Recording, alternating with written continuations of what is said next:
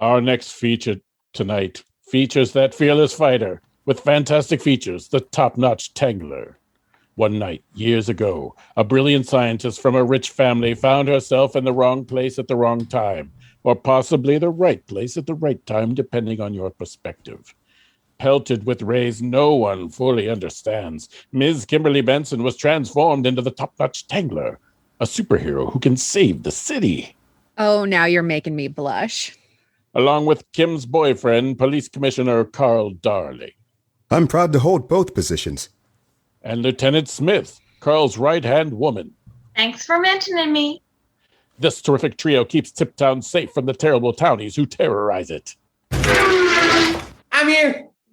Adam Carson, the superhero sidekick known as the Cosmic Comet, who used to be on the team but now moved to Century City with his villainous bow. She's reforming. Whatever you say. Theme song. Join in if you know the words.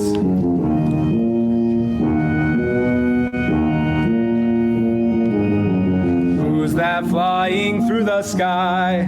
The top-notch Tangler, ooh, the top-notch Tangler. Beating senseless the bad guys. The top-notch Tangler, ooh, the top-notch Tangler. Prettier than an apple pie. The top-notch Tangler, ooh, the top-notch Tangler. Here she comes, there she goes, bye-bye. The top-notch Tangler, ooh, the top-notch Tangler. Hey everybody, I'm on the scene. No need anymore to flee or scream. I'm here for you, so have no fear. I'll knock those villains right on their ear.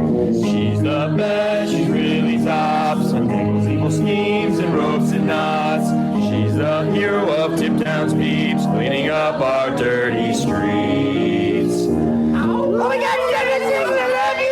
Oh, you're beautiful. I'm here for you, so have no fear. The top-notch Tangler deserves a cheer. Hey! Who's the bestest gal around? The top-notch Tangler, ooh, the top-notch Tangler. Keeping safe our own Tiptown. The top-notch Tangler, ooh, the top-notch Tangler. She'll pound those criminals in the ground. The top-notch Tangler, ooh, the top-notch Tangler. And turn every kid's frown upside down. The top-notch Tangler, ooh, the top-notch Tangler. There she goes, fighting crime. The top-notch Tangler, ooh, the top-notch Tangler. I'll do my best to make you proud. Now it's time to disperse the crowd. Thanks everybody. Take care. Get home safe. There she goes again.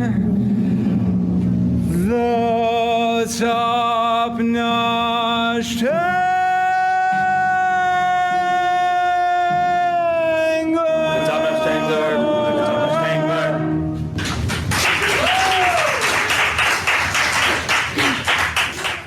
Previously on the top-notch Tangler, a shadowy figure has been seen around town near crimes, but has not been caught. Who it is and what they are doing is unknown. Also, there's a place called Pymer Labs where brilliant and eccentric scientists work to better mankind and other things. Today's episode, In the Shadows of the Lab, begins at Pymer in the laboratory of Dr. Oscar Meyer. Adjust the Zuckerberg capacitor 3 degrees. Yes, Dr. Meyer. Another 2. Yes, Dr. Meyer. I don't understand. A time portal should be opening up. Yes, Dr. Meyer, but it isn't. Yes, I can see that, Sydney. Why isn't it? I don't know, Dr. Meyer. Oh, Dr. Pavel. Perhaps it's because this isn't your area of expertise, Oscar. I am close to a breakthrough, Nina. I'm not insulting your intelligence. You're a brilliant eugenicist, and we have need of such a I will unlock the secrets of time travel. Maybe, but you need help, and I'm sending over Dr. Reach. He is very knowledgeable. Area of study is dimensional shifting, not time travel. I believe they're very much related. That's why you're not on either project, Nina. They couldn't be more different. Hey, I am the chief scientist of Pymer Labs, and Dr. I am... Noah is the chief scientist. Well, she is off today, so I'm the chief scientist here. And if you ask me, she's been far too lenient with you, Oscar. It's time we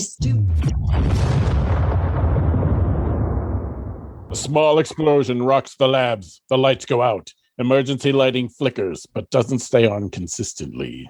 Sydney! What did you do? I didn't touch anything. Besides, there's nothing that should have done that. I see someone moving through the shadows. Don't be ridiculous. Your eyes are playing tricks on you. No, there. Dr. Meyer follows where Dr. Pavel is pointing, but the figure is gone before he sees it, if it was ever there at all. The lights finally come back on in the lab. Dr. Meyer quickly looks around to assess the damage. My capacitor! Where is it? Oh, it was right here, Dr. Meyer.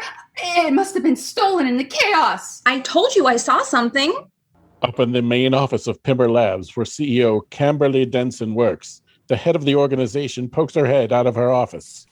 Bethany, what was that? What was what, Miss Denson? I heard a distant bang, and I swear the building shook just a little. I didn't hear or feel anything, ma'am. Check in with each of the labs. Explosions aren't unusual, ma'am. Did I ask if they were unusual, Bethany? No, ma'am. Checking right now. Let me know what you find.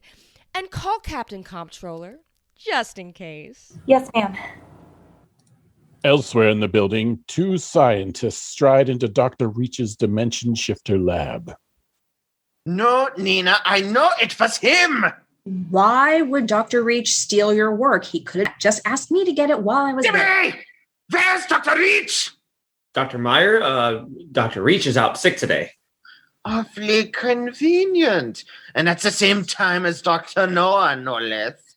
Well, Dr. Noah is at her niece's school, and Dr. Reach has pink eye. How is that? He just happens to be out the day my lab is attacked. Attacked? What are you talking about? What happened? Dr. Reach had nothing to do with this, Oscar. It's just too big of a coincidence. You think a respected genius like Dr. Reach faked an illness, dressed in black, and snuck into your lab in the middle of the day? Why? I can think of at least 6 easier ways just off the top of my head to get your equipment. Wait, something's missing? The Zuckerberg capacitor. Oh, wow. Oh, that's vital for the time machine you're trying to build. How do you know that? Well, of course, I've kept abreast of your work because it could be relevant to what we are trying to... You admit you took it! Of course not. I didn't even Oscar, know. Enough. We need to report this to Ms. Denson so we can start looking for the real culprit. Yes, you should have reported it to me. Miss Denson, we were just unaware to see you. Uh-huh. Captain Comptroller is here. He'll be leading the investigation. I don't actually investigate. I'm more of a fighter when you find the bad guy. Or if you have an You'll do what we pay you to do. After all, you are the official superhero of Pymer Labs. Right, definitely, but I think... That came from inside Dr. Reach's office. What's going on? I'll check it out. Captain Comptroller runs into the nearby office, and a second later is tossed back out roughly. Oof! What happened? I don't know. This lab is under attack. Everyone, to my main conference room. Great! Not you, Captain Comptroller. You figure this out. Keep your earpiece on. I'll call you when I have further instruction. Yes, ma'am. A short time later, in the conference room. I don't know that a conference room is the best way to handle what is clear espionage and sabotage on our labs. I didn't ask for your opinion, Dr. Meyer. I found him, ma'am. Thank you, Bethany. Make me some coffee. Yes, ma'am. What is the meaning of this? I was in the middle of something very important. I apologize, Dr. Sutton. One moment. Cam presses a button and immediately heavy metal plating slides down over the windows and doors of the conference room, trapping them all inside. Panic room. Very wise. Yes, I know. Now, smart people, tell me what is going on in my lab. Why? What happened? Dr. Meyer and Dr. Reach's labs were attacked. The key component of the time machine work was taken. We don't know if anything else is missing yet from the dimensional shifter project. Oh, that's bad. Yes, very. But why am I here? Dr. Pavel said she saw a figure. You know all about the local superheroes, supervillains, and modified humans, Dr. Sutton. I wanted your take. Yes, of course. Describe the perpetrator. All I could see was a shadow. I know it was dark, but he's going to need more detail than that. I saw the figure in the light. Well, what light there was, but it was just a shadow. Interesting. Somehow the figure managed to appear cloaked in shadow even when light was on it. That is most peculiar indeed. I didn't see anything. Then I suggest you keep your mouth shut, Dr. Meyer, unless you have something useful to add. Yes, ma'am. I suppose it could be possible, but you'd have to be able to mess with visual light. That would require a lot of power. I mean, it was a slim shape. I didn't see any sign of a power pack or any equipment. So, a machine that altered the visible light enough that it would have lasting effects long after the subject was exposed. That's even trickier. You'd have to bend the laws of physics. Yes, I suppose you would. But if this person could already bend the laws of physics, why do they need other equipment? Messing with time and dimension is more complicated than just bending physical laws in the here and now. I know stuff. So, Dr. Sutton, who could have done this? There are a few supers in the world that can affect light and such, but none that are local. None that I can think of that would have any reason to mess with time travel or dimensional shifting. Well, someone attacked us, Doctor, and I need answers. Perhaps our time would be better spent figuring out what this person is going to do with our equipment. What can they do? Hypothetically. Escape somewhere in time and space. Steal anything from anywhere. Murder anyone in history. Take over an alternate dimension. Anything that they want, really. Destroy the entire multiverse! Elsewhere in the building, where alarms have been activated and most of the staff have fled, Captain Comptroller combs the hallways, scanning for any sign of the intruder, until he rounds a corner and bumps into someone.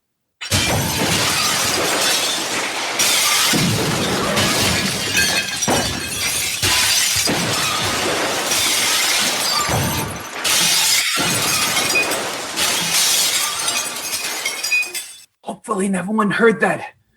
Holly? Captain Comptroller! You're supposed to be going someplace safe. I was trying to protect Dr. Noah's... Oh, she's going to kill me. No, she won't. I'm sure she'll appreciate the intent. You don't know Dr. Noah. She's been working on this for months, and I just broke it. Well, she never has to know it was you. The building is under attack. Anyone could have done it. Covering up a misdeed? That's not very superhero-like, is it? No, I suppose not.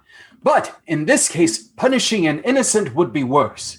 Oh, I'm not innocent. I know. I didn't mean, I'm sorry.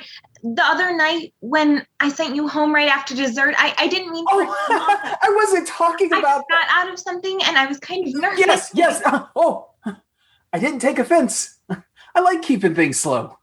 Good. Because I was hoping we get a fourth date. Me too, Holly. But, right now, let's get you somewhere safe so I can keep searching for whoever broke into this lab. I'll help you look. That's not a good idea. This baddie could be dangerous. I can take care of myself. I'm sure you can, but you don't have superpowers. Actually, I do. I mean, your heart is so full of... I'm kind of indestructible. What? Well, I can get a black eye for some reason, but other than that, indestructible. Ever since I was a kid, but I figured, hey, that's not that impressive. Not like I can fly or anything, so I've never had much cause to use it. But, now I'm not in any danger of being hurt, so I can help you look. Oh, wow. I mean, I don't even know what to say. Sorry if this changes anything between us. No. It's cool. You have layers, Holly Harper. Maybe a few. No more than anyone else. I doubt that very much. And we need to talk about this later, after this crisis is passed. If you want, sure. So, shall we? Yes, let's. A short time later, a janitor named Jerry is cleaning a lab and listening to her headphones, not paying a bit of attention to what's going on. Jerry sees a shadowy figure standing right in front of her. A shape with a murky form. A well of blackness with no details. Oh. Don't hurt me! Run. Yes, sir! Jerry flees down the hall, running for her life. The sound of her running is heard by Captain Comptroller, who picks up Holly and quickly flies to the scene. Oh my God. Stop right there! No. What are you doing here? Back off. I'm afraid we can't do that. Move or get hurt. Don't threaten Captain Comptroller. He is a hero. Now.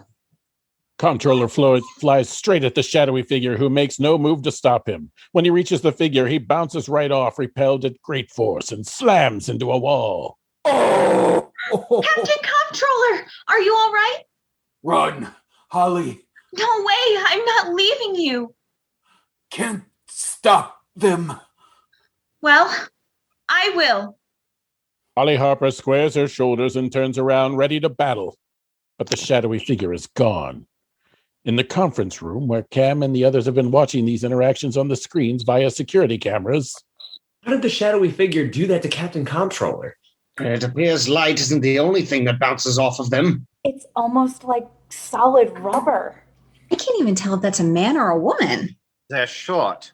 Could be a child. A child? No way. I don't care who it is. No one breaks into my lab and gets away with it. I won't just cower in fear. I'm going out there. Are you sure that that's a good idea, ma'am? I mean, did you see what it just did to a superhero? Let's call the top-notch tangler. I don't need her. I can handle this myself. Miss Denson, the protective personal force field I built for you may not work against a threat. I'm going with her. Don't be ridiculous. You don't even have the force field Miss Denson does. It broke into my lab. It ruined my work. Well, I'm not going anywhere. Nor am I. Yeah, calling in backup and staying put seems like the smart move. Fine. Stay in the panic room like frightened children, but I am going to defend my company. Let's go, Bethany. I'm staying here. If you do, you're fired. Worth it, ma'am. The others watch Kimberly, Denson, and Dr. Oscar Meyer stride down into the bowels of Pymer Lab with purpose.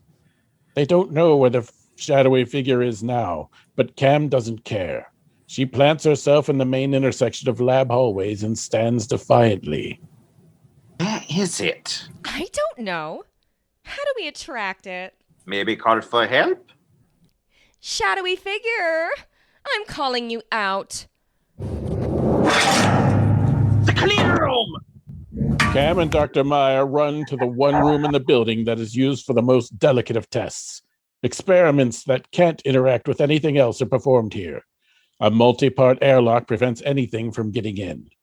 Normally, it is empty, but several stolen parts, including Dr. Meyer's Zuckerberg capacitor, are visible within, being put together by a figure that still appears shadowy despite the bright light shining straight on it. We need to put on the clean suits. No time. What if we disrupt what's being done in there? I fully intend to. The CEO strides through each airlock and into the chamber confidently. Dr. Meyer pauses to put on the white plastic suit, watching her through the glass. Stop. Get out. No. This is my lab. You get out. You'll ruin it. Good. You have no business in here. You can't stop me. I can. Cam raises a gun. That won't work.